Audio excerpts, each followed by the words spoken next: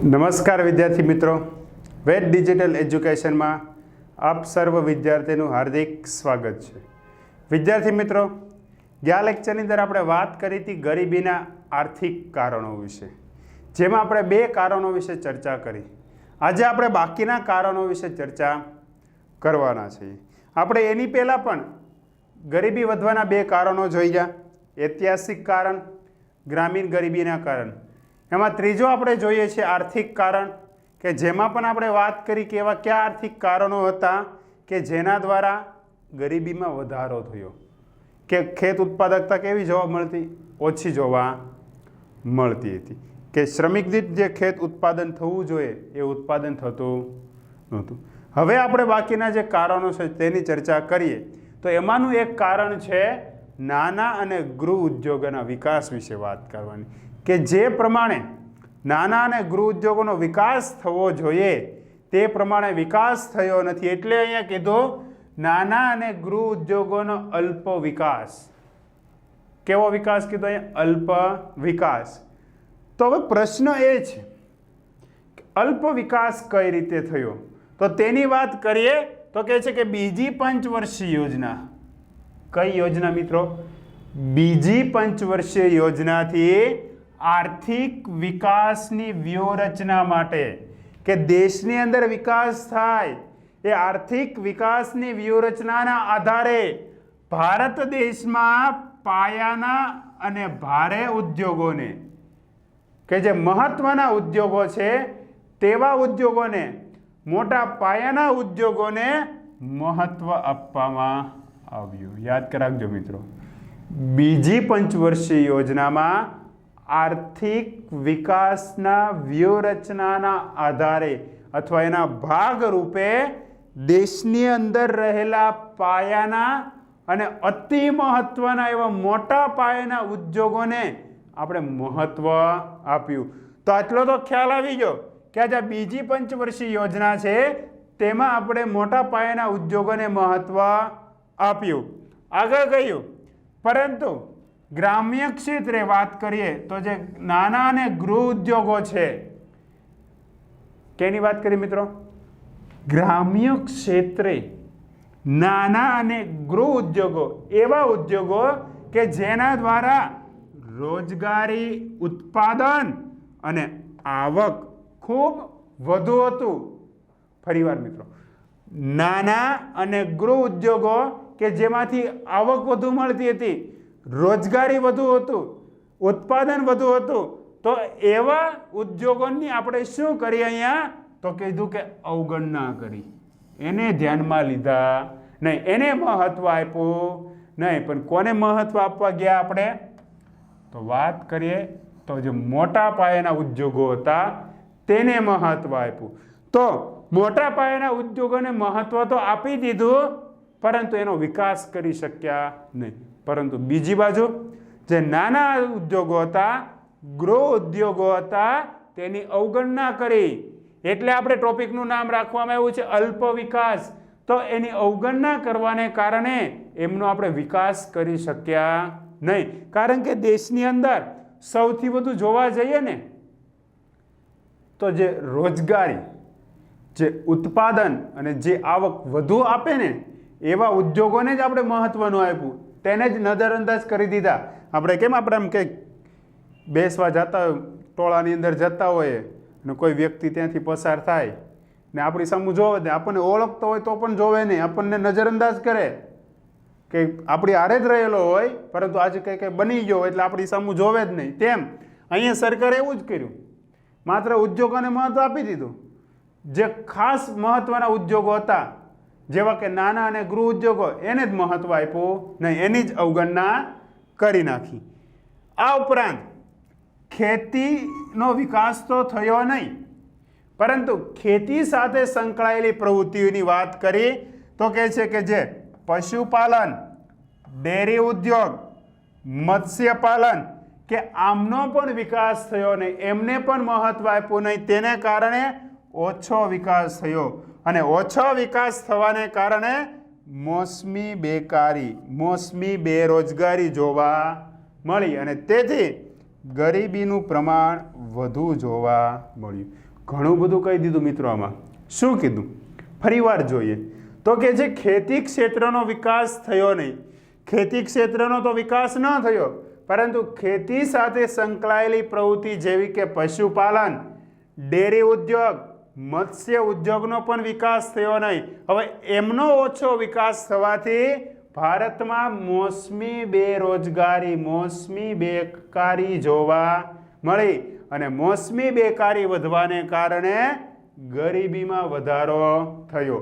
તો કહી શકીએ આપણે નાના અને ગૃહ ઉદ્યોગોનો અલ્પ વિકાસ થવાને કારણે પણ બેરોજગારીનું સર્જન થાય છે.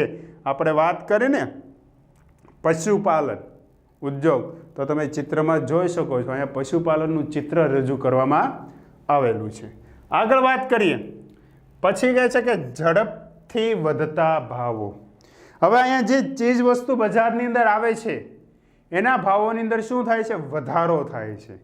હવે ચીજ વસ્તુના ભાવમાં વધારો થાય તો જે વ્યક્તિની આવક ઓછી છે એ વ્યક્તિ આ વસ્તુ ખરીદી શકવાના નથી.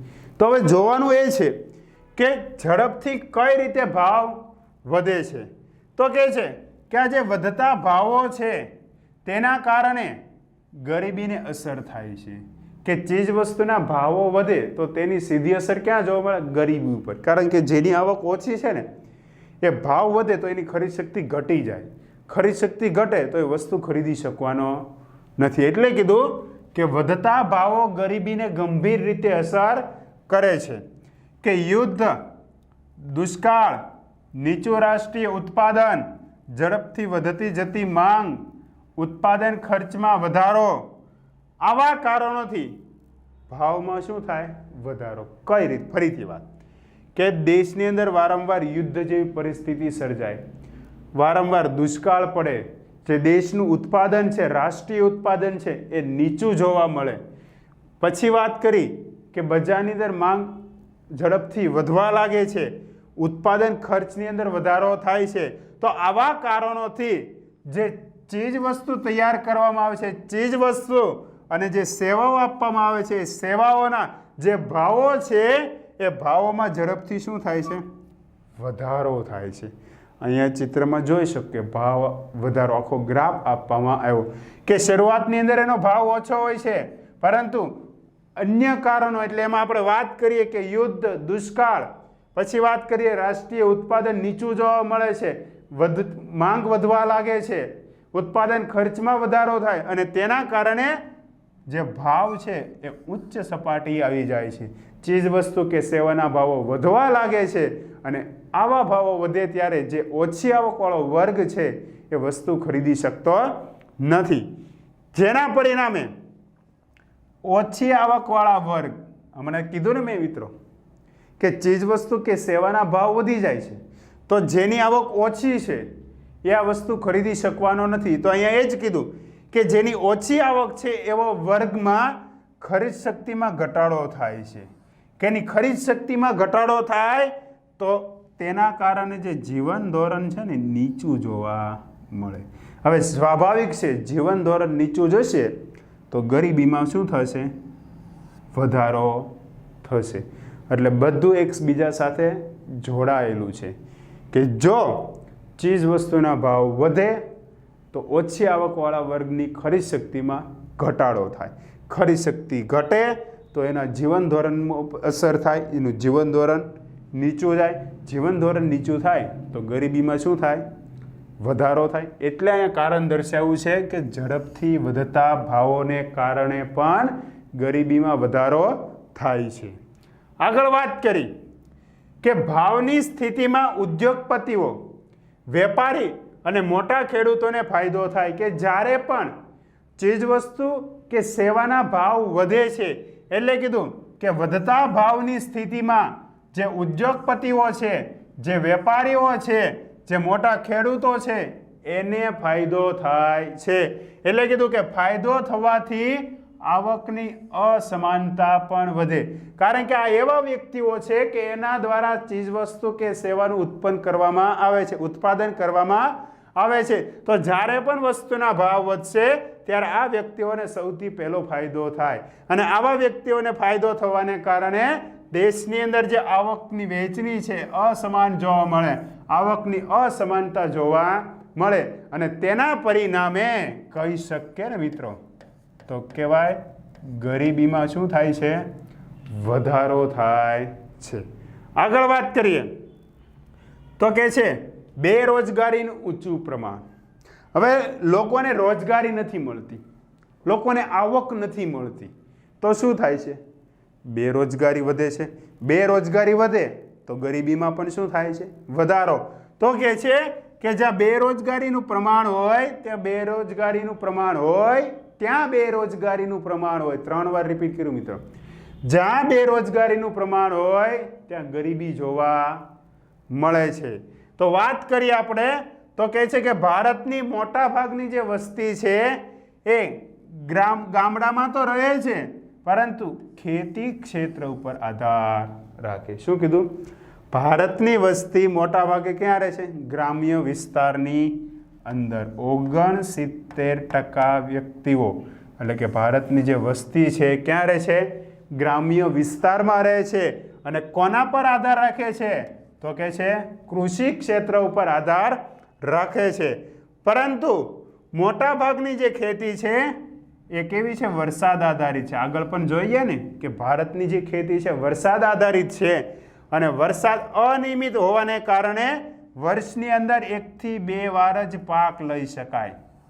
કે વર્ષમાં આપણે 1 થી 2 વાર જ પાક લઈ શકીએ અને તેના કારણે ખેતી ક્ષેત્રે મોસમી બેરોજગારી જોવા મળે. યાદ રાખજો મિત્રો, ખેતી ક્ષેત્રે કેવી બેરોજગારી સૌથી વધુ જોવા મળે છે? મોસમી. અને આપણે છઠ્ઠા ચેપ્ટરની અંદર વાત કરીશું ને બેરોજગારીની ત્યારે પ્રચ્છન્ન બેરોજગારી આવે, છુપી બેરોજગારી. તો ખેતી ક્ષેત્રે એ પણ બેરોજગારી જોવા મળે. પરંતુ આપણે અહીંયા વાત કરવાની છે મોસમી બેરોજગારી. કેમ? કારણ કે કહે છે કે ભારતની જે ખેતી છે એ વરસાદ આધારિત છે. વરસાદ આવે તો પાક લઈ શકો, તેથી વર્ષમાં 1 કે 2 જ પાક લઈ શકાય છે. આપણે ચિત્રમાં પણ જોઈ શકીએ છીએ એકદમ વિરાન ખેતર છે, સૂકું ખેતર છે. વરસાદ ન હોવાને કારણે કોઈ પાક લઈ શકતા નથી. હવે આની જગ્યાએ જો સિંચાઈની સુવિધા આપવામાં આવે, શેની સુવિધા મિત્રો?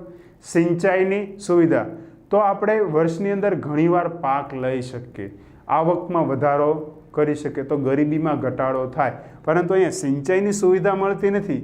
માત્ર આપણી ખેતી વરસાદ આધારિત છે, તેથી ત્યાં મોસમી બેકારી જોવા મળે છે. આગળ વાત કરીએ તો કે છે ઝડપથી વધતી જતી વસ્તી. શું કીધું? ઝડપથી વધતી જતી વસ્તી અને સંયુક્ત કુટુંબ પ્રથાને કારણે ખેતી પર વસ્તીનું ભાર વધવા લાગે છે. ફરીવાર મિત્રો, હમણાં મેં તમને આગળ કીધું કે આપણે જ્યારે બેરોજગારીનું ચેપ્ટર ભણીશું ત્યાં પ્રચ્છન્ન બેકારીની વાત કરીશું. એ અહીંયા વાત કરીએ આપણે ફરીવાર. તો કે છે કે વધતી જતી વસ્તી અને સંયુક્ત કુટુંબ પ્રથાને કારણે ખેતી ક્ષેત્રે વસ્તીનું ભારણ વધી જાય છે, વધુ રોકાયેલા લોકો જોવા મળે છે અને તેના કારણે ખેતી ક્ષેત્રે પ્રચ્છન્ન બેકારી જોવા મળે, પ્રચ્છન્ન બેરોજગારી જોવા મળે છે. આગળ જોઈએ તો ગામડાઓમાં ખેતી ક્ષેત્રે પૂરક ઉદ્યોગોનો ઓછો વિકાસ થયો. હવે ગ્રામ્ય વિસ્તારની હમણાં આપણે વાત કરી કે ગ્રામ્ય વિસ્તારની અંદર 69% લોકો ગ્રામ્ય વિસ્તારમાં રહે છે અને એ કોના પર આધાર રાખે છે? તો કહે છે કે ખેતી ક્ષેત્ર પર આધાર રાખે છે. હવે વાત કરીએ કે ખેતી ક્ષેત્રનો વિકાસ નથી થતો, તો એના સિવાયની વાત કરી તો કહે છે કે ત્યાં ઉદ્યોગોનો ઓછો વિકાસ છે, સાથે નિરક્ષરતા છે, કોઈનામાં શિક્ષણ જોવા મળતું નથી, કે શ્રમની ઓછી ગતિશીલતા જોવા મળે, કે આવા કારણોને લીધે પણ જે બેરોજગારીનું પ્રમાણ છે એ ઊંચું જોવા મળે. કેવા કારણોથી? એક તો કૃષિ ક્ષેત્રનો તો વિકાસ નથી થયો, પરંતુ સાથે ઉદ્યોગોનો વિકાસ નથી થયો, નિરક્ષરતા જોવા મળે છે, શ્રમની ગતિશીલતા ઓછી જોવા મળે, તેથી બેરોજગારીનું પ્રમાણ વધે અને બેરોજગારીનું પ્રમાણ વધે તો તેથી ગરીબીનું પ્રમાણ પણ જોવા મળે. તો ગરીબીનું કારણ જોવા જઈએ તો બેરોજગારીનો ઊંચો દર એટલે આપણે કારણની અંદર સમાવેશ કર્યો કે જ્યાં બેરોજગારીનો ઊંચો દર હોય ત્યાં ગરીબી જોવા મળે છે. આભાર વિદ્યાર્થી મિત્રો.